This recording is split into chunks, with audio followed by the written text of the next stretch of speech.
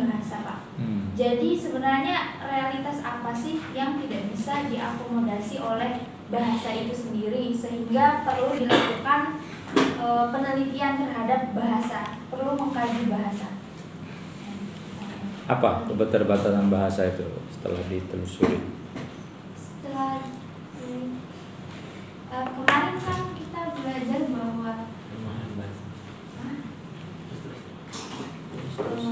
salah satu kelemahannya itu saya belum bisa memberikan contoh realitas apa yang tidak bisa diakomodasi oleh bahasa. Apakah semua ide-ide dalam pemikiran kita itu bisa diekspresikan melalui bahasa? Tentu tidak, tapi contohnya apa itu tadi saya belum dapat, Pak. Kemudian tadi apa lagi?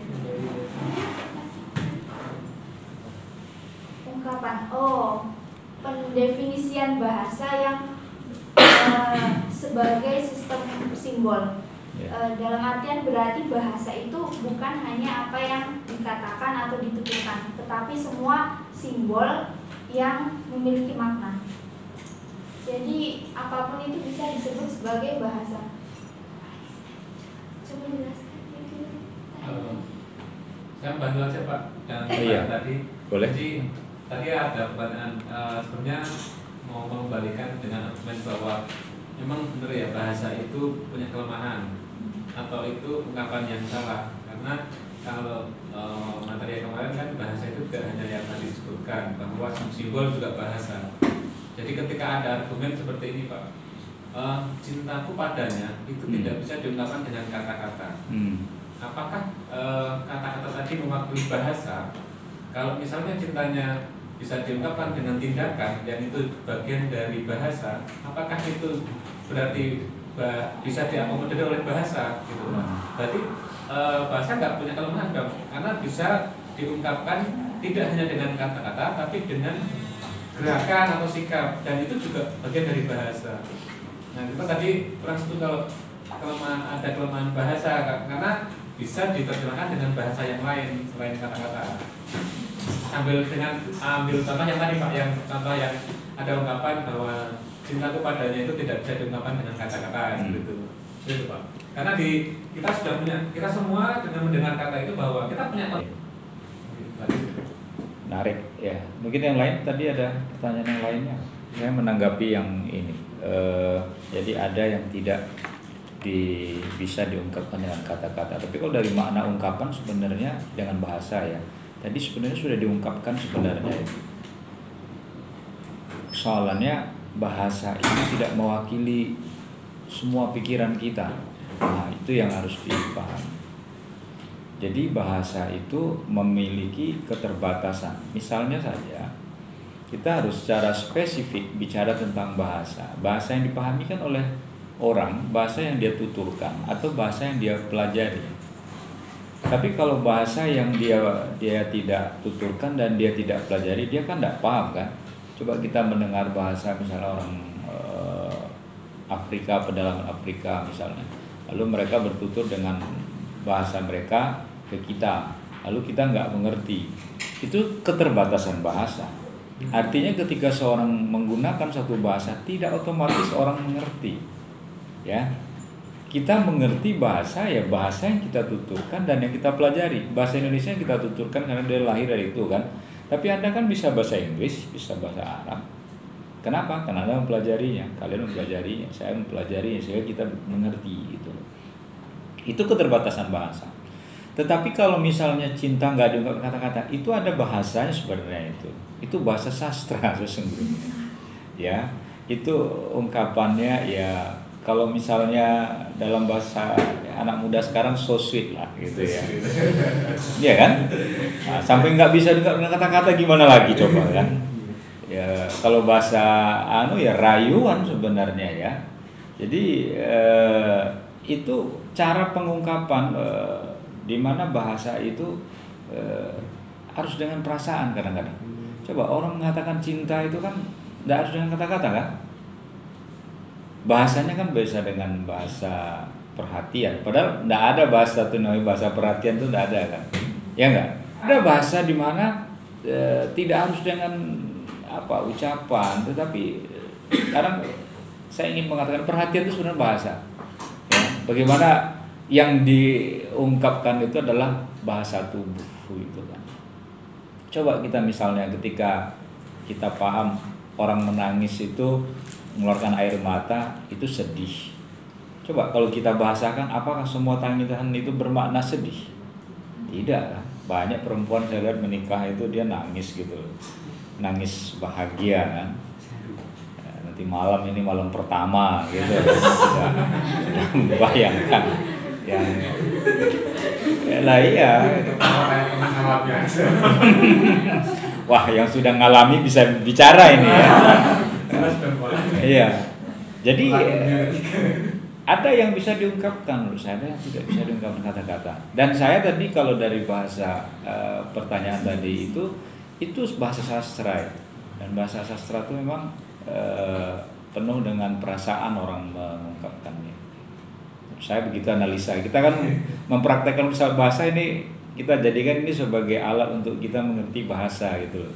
Dan itu tidak sesederhana yang kita bayangkan. Itu kalau menurut saya, Mas. Mungkin ada yang lain punya pandangan lain tentang hal itu. Saya ingin konfirmasi pemahaman, Pak. Boleh. Untuk diluruskan. Pemahaman saya mengenai di antara makna kekurangan bahasa itu merujuk kepada pernyataan Muhammad Hatta di Alam Pikiran Menang itu, antaranya bahwa sesuatu semakin ia didefinisikan, tentu alat mendefinisikannya kan menggunakan bahasa. Betul. Maka semakin jauh dari hakikat atau realitas sesungguhnya. Saya memahami di antara makna kekurangan bahasa adalah seperti itu. Bahwa bahasa sebagai alat untuk mengungkapkan konsep-konsep pemikiran, justru di satu sisi bahasa itu pula semakin mengaburkan hakikat daripada objek yang didefinisikan itu. Apakah benar seperti itu? Saya setuju juga, tetapi kalau bahasa semakin mengaburkan mungkin ada logika yang ya justru kan kita bahasa tidak menjawab semuanya, tetapi justru menurut saya bahasa itu justru membantu kita jelas kan, ya, dengan membahasakannya. Misalnya kita ada ungkapan lah misalnya ya, ungkapan yang menurut kita perlu diterjemahkan dengan pemahaman yang sederhana. Karena ada ungkapan-ungkapan yang terlalu berlebihan, misalnya dalam bahasa sastra, misalnya alis matanya itu bagaikan semut yang berjalan beriringan. Nah ini kan perlu diperhatikan. Emang semut berjalan beriringan itu bagus, gitu kan? Kan nggak bagus kan menurut saya. Kemudian wajahnya bagaikan rembulan. Yang bilang rembulan itu bagus ya, Pak? Ya kan? Itu ada bolong-bolongnya kan? Makanya saya bilang perempuan kalau suka wajahmu lembut bagi rembulan. Itu juga multi tafsir kan Mas ya. Jadi artinya bisa mengaburkan, bisa menjelaskan. Tapi saya ingin menjelaskan karena yang dimaksud itu bukan bentuk bulannya. Tetapi apa? Lembut apanya? Cahaya kan? Cahaya rembulan itu berbeda dengan cahaya matahari. Tidak sama gitu loh. Sehingga kalau Hatta mengatakan itu ada alasannya. Semakin kita membahasakan sesuatu makin kabur ya. Tapi satu sisi menurut saya semakin kita memperjelas bahasa itu justru kita semakin paham gitu loh. Menurut saya Mas ya, akan kabur sebelum kita menyingkapnya gitu loh. Jadi harus kasaf kita dengan bahasa ini. Harus kita membuka gitu. Misalnya tentang perhatian tadi. Misalnya ada orang yang ketika dia mengungkapkan cinta pada lawan jenisnya, ternyata enggak, saya enggak menganggap kamu, saya suka dengan kamu, tapi saya hanya menganggap kamu sebagai teman. Loh, lalu perhatian kamu selama ini itu kan bahasa sebenarnya itu kan? Berarti dia salah tangkap dalam memahami bahasa. Sering loh Mas terjadi kayak gitu itu. Jadi ketika dia siap nembak, oh dia suka, ternyata itu hanya perhatian sebagai seorang teman. Wah itu terciduk sekali itu kalau seandainya terjadi seperti itu. Nah iya benar ya. Saya mengatakan seperti itu ya. Jadi kalau dalam konteks itu Hatta saya setuju Mas. Tapi sebelum diungkap menurut saya disinilah kita perlu berfilsafat bahasa. Mungkin ada tanggapan lain, saya juga boleh. Jangan berarti saya dosen filsafat bahasa saya mengerti semua, tidak gitu kan. Monggo dari perempuan ada yang lain mungkin. Segala sesuatu itu harus didefinisikan atau harus diistilahkan.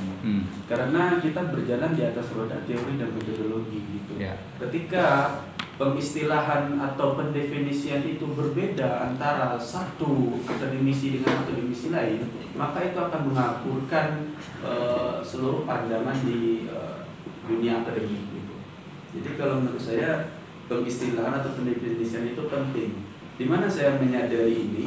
Saya menyadari ini ketika membaca buku Pak Nurkolis Majid yang dikritik oleh Muhammad Rum. Yang Muhammad Rum itu kan? Yang tentang sekularisasi, bahwa pendefinisian sekularisasi menurut Nurkolis Majid itu ada 6 kalau nggak salah.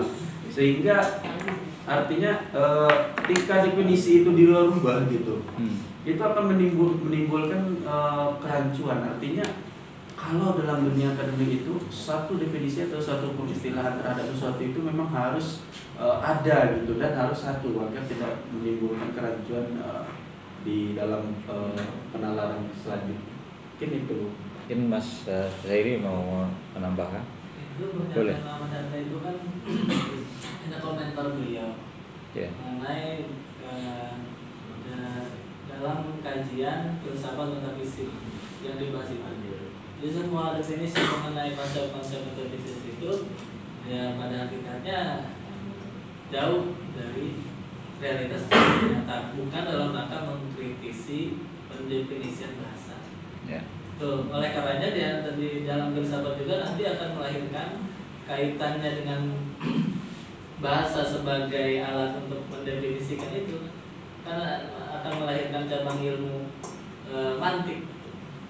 Bagaimana cara mendefinisikan yang benar supaya tidak mengaburkan makna. Dan motif itu hanya mengkonfirmasi apakah pernyataan harta itu termasuk daripada makna kekurangan bahasa itu. Baik, kalau belum ada sambil kita nunggu ya, nanti kalian tinggal ngomong aja. Jadi misalnya ya, ada batasan pada bahasa ya, yang jangan kita menganggap bahwa bahasa itu semuanya dan dengan bahasa kita bisa menjawab, karena bahasa itu pasti bersifat manusiawi. Loh, kenapa bersifat manusiawi? Karena bahasa manusia. Bahasa itu manusiawi. Kenapa manusiawi? Ya, karena memang itu yang dituturkan oleh manusia. Jadi jangan pakai bahasa hewan. Kalau yang bisa melakukan itu hanya Sulaiman. Itu loh. Ini tidak berlaku pada Nabi Sulaiman. Ya kan? Ketika dia berbicara dengan dengan semut itu kan, bahkan diabadikan di dalam Al-Qur'an itu kan. Tapi kalau untuk kita bahasa itu ya manusiawi sekali, karena hanya dimengerti. Bukan berarti kita nggak bisa, misalnya kita nggak ngerti bahasa Eskimo misalnya, bisa kita pelajari. Misalnya kita nggak ngerti bahasa orang Indian, bisa kita pelajari dan kita akan paham kok. Dan bahkan bahasa-bahasa pada masa lalu yang tidak dituturkan, arkeolog bisa loh membaca tulisan-tulisan lama, ya nggak? Bisa nyatanya, ya kan? Misalnya kapan mumi Ramses II misalnya, kan ditulis ternyata di kotak dia itu kan, peti mati dia itu, kan diketahui dari situ kan. Sehingga kita sangat akurat banget. Nabi Musa itu hidup di abad keberapa sebelum Masehi. Dari situ kita tahu kan, Ramses II kan, Firaun itu kan hidup semasa Nabi Musa kan. Makanya saya jadi tahu itu. Kalian bisa lihat di buku The History of Philosophy. Ya benar, sejarah filsafat. Itu di situ dijelaskan. Ya, yang ditulis oleh Robert Solomon itu. Di situ disebutkan Nabi Musa itu hidup sezaman dengan Ramses II itu. Dari apa? Dari artefak itu, dari ini. Kenapa manusia bisa memahami? Padahal tidak ada loh bahasanya. Ada yang mengatakan yang dipakai oleh Musa oleh Musa dengan Firaun itu bahasa Mesir kuno. Mesir kuno itu kan sudah ribuan tahun yang lalu kan. Tetapi arkeolog bisa. Jawabannya apa? Karena bahasa manusia. Makanya saya nggak percaya ketika ada kode Morse yang dikirim dari luar angkasa oleh alien. Pernah dengar nggak? Kan sempat rame itu kan. Ketika dibuat huruf-hurufnya seperti itu, ngapusi itu sebenarnya nggak ada, ya nggak ada itu. Karena ya orang-orang yang bikin ini saja kan, sensasi aja, dan tidak pernah dibuktikan secara ilmiah, ya. Tapi kalau bahasa manusia, ternyata saking manusiawinya, itulah contohnya. Bahasa yang dibuat dan ditulis pada beberapa abad yang lalu itu bisa diterjemahkan gitu. Kenapa? Awal bahasa manusia itu kan dari Nabi Adam kan. Ya. Kalau ditanya misalnya, saya bisa menjawab, Nabi Adam bahasanya apa? Bahasa Arab kan? Karena di surga disebutkan. Surga bahasanya apa? Bahasa Arab kan. Jadi wajar kalau Nabi Adam dengan Siti Hawa itu dia menggunakan bahasa Arab. Saya iri sebenarnya dengan nenek kakek kita itu. Saya punya mertua, jadi ya sungkan sama mertua. Adam dan Hawa nggak punya mertua kan, jadi aman mereka ini. Ya, nggak perlu ribut soal uang belanja gitu kan, nggak ribut soal kuliner. Kalau di saudara suami istri kan yang sudah nikah tahu kan. Besok kita kuliner di mana mas gitu kan, itu sudah ribut gitu. Aduh abang sibuk Dek, sibuk terus. Adam Hawa nggak urus dia soal kuliner itu, nggak ada ya. Yang mau kuliner siapa lagi gitu kan. Ya, nah yang kedua itu asal dipelajari mas, bahasa itu bisa dimengerti asal kita mempelajarinya ya. Jadi kenapa kita harus bisa berbahasa itu ya, makanya kita orang Indonesia kan. Orang Indonesia itu kan sekarang sudah lumayan banyak yang bisa bahasa Arab, tuh banyak santri misalnya, yang bahasa Inggris juga sudah banyak, karena bisa dipelajari, ya. Makanya saya selalu mendorong mahasiswa itu pelajari bahasa-bahasa itu, dan bahasa itu ternyata mudah dipelajari. Jadi dari dua ini batasan bahasa itu di situ. Maka kalau nggak pelajari ya nggak bisa, ya. Sistem bahasa itu ya, baik sistem grammarnya ya, tata bahasanya itu.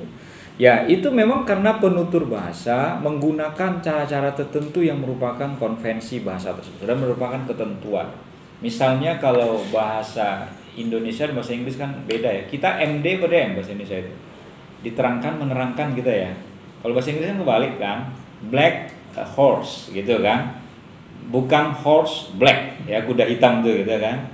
Nah, kalau bahasa Indonesia kan enggak, kuda hitam. Tapi kalau bahasa Inggris kalau ditebalikkan kan jadi hitam kuda kan. Ya enggak? Beda dari, tapi itu konvensi bahasa Inggris ya seperti itu. Tidak seperti bahasa Indonesia. Kita dengan bahasa Malaysia walaupun berbeda cara pengucapan, tapi cara penyusunan katanya sama dengan kita. Bahasa Arab juga hampir sama walaupun juga ada perbedaan sedikit ya. Misalnya Ja'a Zaidun, nah, contohnya paling gampang gitu kan. Ja'a Zaidun itu tuh di pondok tuh ngertinya Ja'a Zaidun. Itu kan jelas kan, telah datang Zaid kan gitu kan. Ya, PL madinya, kemudian Zaidnya sebagai apa namanya? Ya. Jadi dari situ kita menjadi paham bahwa bahasa itu memang harus dipelajari. Ya. Kalau misalnya kita berbahasa, tidak kita mengerti bahasa kita, banyak orang yang seperti itu. Jangan kalian kira orang Arab, bahasanya Arab, bisa baca Al-Quran. Gitu loh. Kenapa? Karena dia bisa berbahasa Arab, tetapi dia tidak diajarkan bagaimana membaca bahasanya itu. Karena tidak dipelajari. Lah kok bisa Pak? Orang-orang Arab Badui itu loh. Dia bahasanya Arab, tapi suruh dia membaca tulisan Arab, dia nggak bisa. Bertutur bahasa Arab bukan berarti dia bisa membaca bahasa Arab. Anak saya bilang, bahasa Indonesia waktu saya belum menyadari, belum ngeh saya. Kamu kok bahasa Indonesianya rendah nilainya? Oh ini paling susah Pak katanya.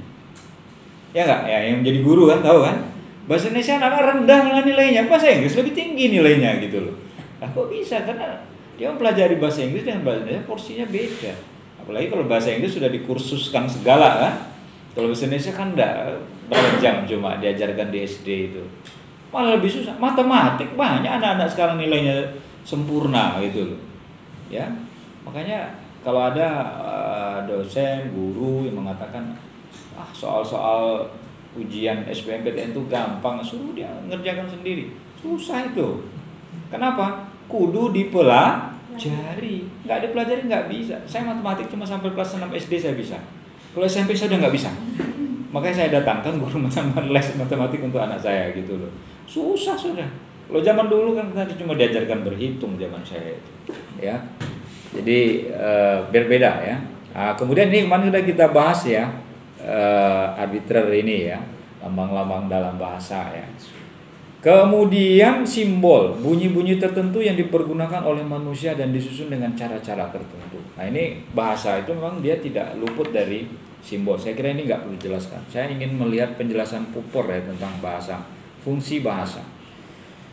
Karl Raimund Popper mengatakan bahwa fungsi ekspresif merupakan proses pengungkapan situasi dalam dan keluar pada manusia menjadi suatu ungkapan dan pribadi. Untuk menjawab yang tadi direspon tadi, ekspresi tanda cinta, bahwa cintaku padamu tidak bisa diungkapkan dengan kata-kata. Itu jawaban Popper gitu Mas. Kalau kita melihat bahasa sebagai ekspresi, ya.